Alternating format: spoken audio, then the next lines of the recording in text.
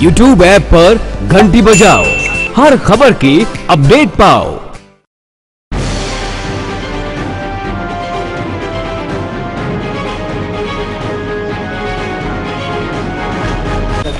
हो रहा है। राष्ट्रीय अध्यक्ष अल्पसंख्यक मोर्चा के श्री अब्दुल रशीद अंसारी जी यहाँ उपलब्ध है। राष्ट्रीय महामंत्री एस एम अकरम साहब, भाजपा जिला अध्यक्ष आदरणीय प्रदेश उपाध्यक्ष आपके नौशाद साहब हैं, माजपी साहब हैं, साथी जवानी साहब, इनकी अध्यक्षता में ये कार्यक्रम आज चलिए। हाँ पकड़िए अच्छा से, आराम से खोलना पड़ेगा, खुल जाएगा, खुला ही हुआ ऐसी हो जाएगा। चलिए उल्टा हो गया है ना सर, थोड़ा आप नीचे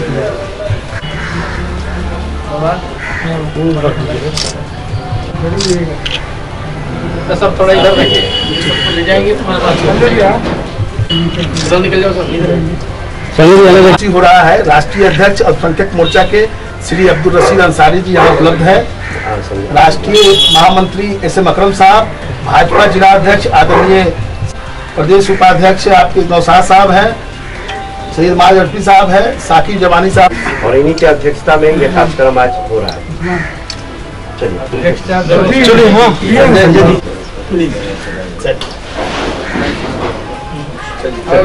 अल्लाह सबसे पहला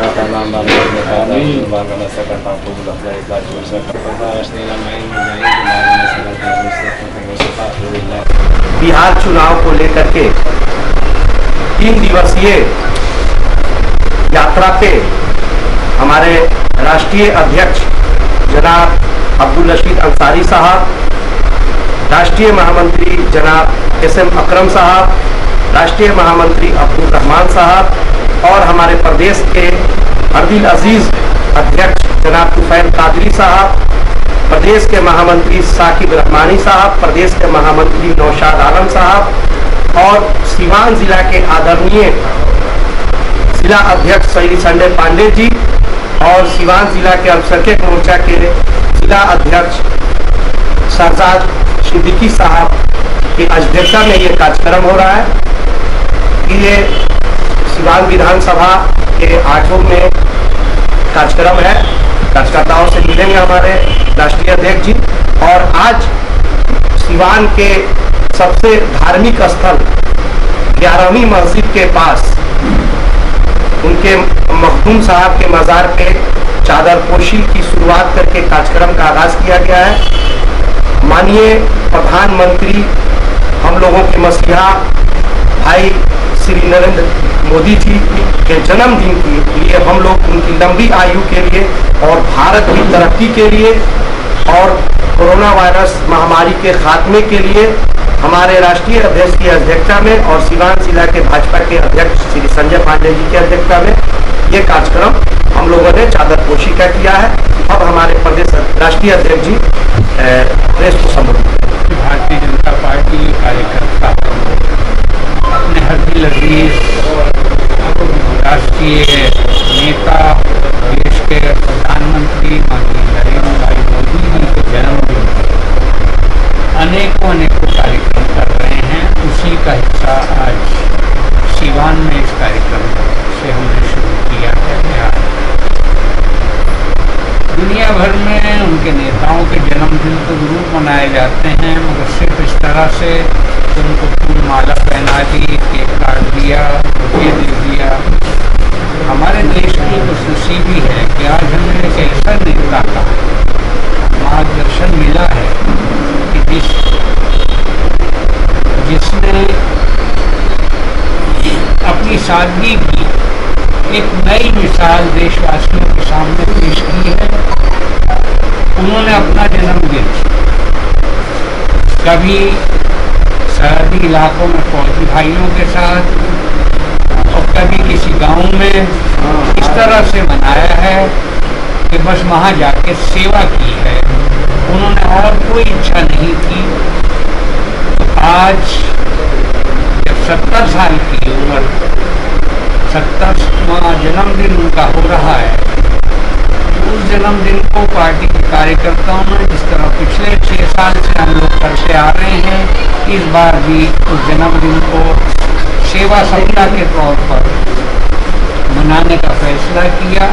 और उसी के नाते हर जिले में, हर मंडल में, हर प्रदेश में इस तरह के बड़े और छोटे सभी कार्यक्रम हो रहे हैं, जिसमें प्रधानमंत्री जी की लंबी आयु के लिए दुआएं की जा रही हैं।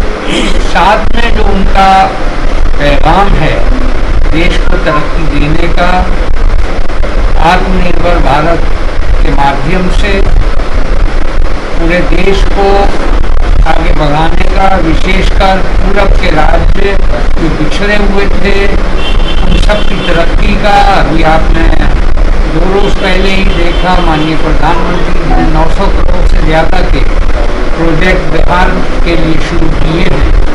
वो सिर्फ उस सोच की बात है कि जिस सोच के अंतर्गत वो इन पिछड़े हुए इलाकों को तरक्की देना चाहते हैं, यहाँ रोजगार के नए मौके पैदा करना चाहते हैं।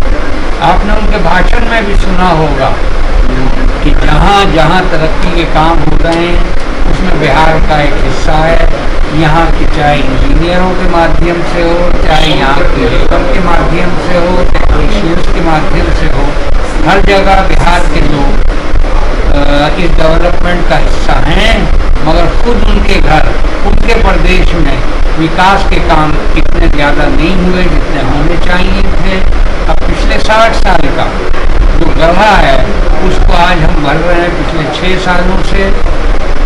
खुशनसीबी है हमारी कि इस 6 साल के अंदर अधिकांश समय प्रदेश के अंदर भाजपा के साथ सहयोगी दल के तौर पर जनता दल यूनाइटेड की सरकार रही है और उन्होंने शाना बचाना हमारे साथ मिलकर बिहार को तरक्की देने का काम किया है और केंद्र की तरफ से भी पूरी सपोर्ट है। आने वाले वक्त में जब बिहार एक नए चुनाव से गुजरेगा तो निश्चित तौर पर बिहार की जनता इन तमाम तरक्कियों को देखते हुए और इस चीज़ को भी देखते हुए ख़ास तौर से कि जिस तरीके से कोरोना की महामारी से जंग में केंद्रीय सरकार ने बहुत बड़े कदम उठाए, बहुत बड़े फैसले किए जो जनता के हित में हैं, जनता की तरक्की के लिए हैं, जनता और क्षेत्र के विकास के लिए हैं। ये आत्मनिर्भर भारत योजना जो 20 लाख करोड़ से ज़्यादा की है, इसके माध्यम से एक तरफ जो रुके हुए रोजगार थे लोगों के उससे लोग जुड़ेंगे, दूसरी तरफ इसमें जो रुकी हुई इंडस्ट्रीज के काम थे उसको मदद मिलेगी। मगर सबसे बड़ी बात ये है कि उसमें गरीबों के कल्याण के लिए जो योजनाएं शामिल हैं उनका जिक्र जरूर आना चाहिए। और वो ये है कि किसान भाइयों के लिए 3 लाख करोड़ से ज़्यादा के तो सिर्फ लोन हैं जो उनको बिना किसी जमानत के सरकारी बैंकों से मिलने वाले हैं। काफ़ी कुछ मिल चुके हैं, उससे उन किसानों की हालत सही होगी, किसानों का काम बढ़ेगा, किसानों की आमदनी बढ़ेगी और उनके घरों में खुशहाली आएगी। उन किसानों ने जिन्होंने पूरे देश को अनाज पैदा करके दिया कठिन परिस्थितियों में, उनकी चिंता सही मानों में ये सरकार कर रही है। और ये जो हमारी नई योजनाएं हैं आत्मनिर्भर भारत के साथ जुड़ी हुई, उन सब योजनाओं में किसान भाइयों का, पिछड़े हुए लोगों का, ऐसे वर्गों का खास तौर से ख्याल रखा गया।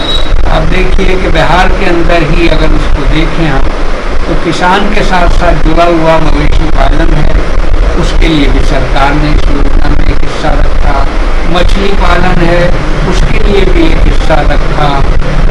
ये आपका मखाने की पैदा करने वाले किसान हैं, उनके लिए भी एक हिस्सा रखा। बुनकरों के लिए भी एक हिस्सा रखा।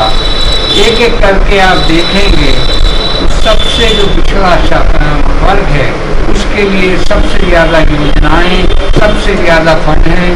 और ये इस बात की अलामत है, इस बात की दलील है ये सरकार गरीबों और पिछड़ों के उत्थान की चिंता करती है और उन्हीं के उत्थान के साथ साथ पूरे देश में विकास का काम कर रही है। और निश्चित तौर पर इस विकास के काम से जो खुशहाली बढ़ेगी वो हर वर्ग में बढ़ेगी। ऐसा नहीं है कि लोग साइडेड जिस तरीके से पहले विकास के काम होते थे कि अमीर और ज़्यादा अमीर होता जाता था, गरीब और ज़्यादा गरीब होता जाता था। गरीबी हटाओ के नारे वालों ने गरीबी को कभी नहीं हटाया। हमारी पार्टी, हमारी सरकार, हमारे नेता, हमारी पॉलिसीज ऐसी हैं जो इस सारे काम को एक पॉजिटिव एंगल से देखती भी हैं।